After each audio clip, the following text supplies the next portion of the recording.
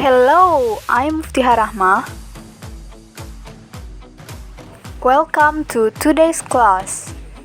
First, I will explain what's a gerund and then what's an infinitive. I'm also gonna explain a few tips to know the difference between gerund and infinitive. And the last, I will give some list of verbs that can be followed by gerund and infinitive. English learners have difficulty with gerunds and infinitives. A gerund is the ing form of a verb that functions the same as a noun. For example, running is fun. In this sentence, running is the gerund. It acts just like a noun. The infinitive form of a verb appears either as the basic form with no marking or with the word to.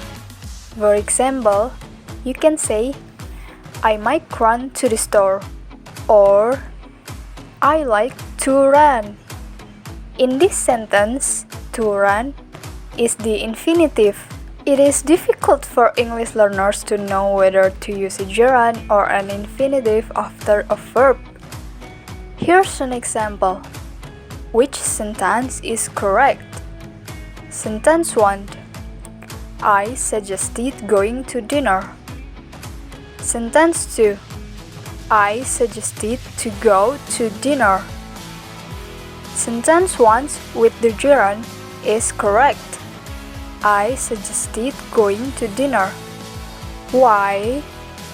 You can only use a gerund after the verb suggest. Let's take the word like. You can say, I like running, or I like to run. Both sentences have the same meaning. You can use either a gerund or an infinitive after like. Now, let's try enjoy. We can say, I enjoy running, but we cannot say, I enjoy to run. Why? Only a gerund can follow the verb enjoy. Here are a few tips. Tip number 1. You almost always find a gerund after a preposition. For example, she is afraid of flying. In this sentence, of is the preposition and flying is the gerund. You cannot say she is afraid of to fly. An infinitive cannot be the object of a preposition, only a gerund can. You could say she is afraid to fly, but in this sentence, the preposition of is gone. Tip number 2. When you're talking about an activity, you usually use a gerund. For example, I stopped smoking. You can describe many activities by using go before a gerund. Let's go shopping, or we went skiing.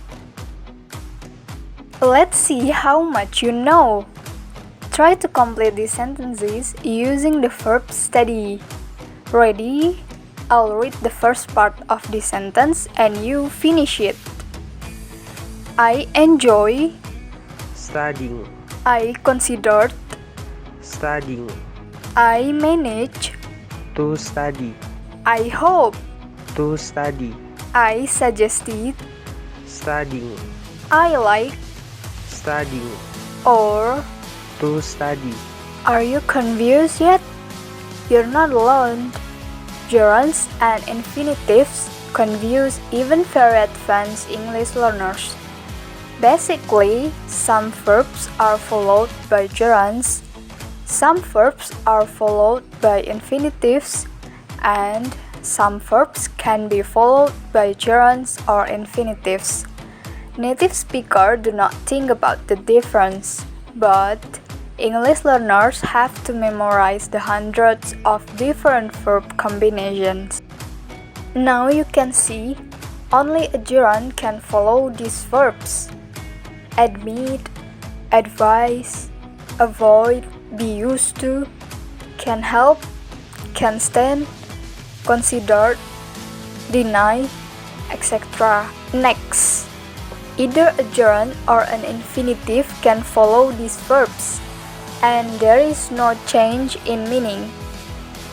Began, continue, hate, intend, like, love, prefer, start.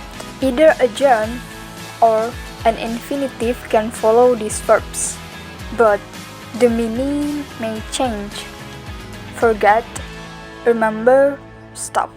And the last, an infinitive follows these verbs: afford, agree, appear, arrange, etc. Try memorizing these verbs to make it easier for you to understand gerunds and infinitives. Thank you for joining today's class.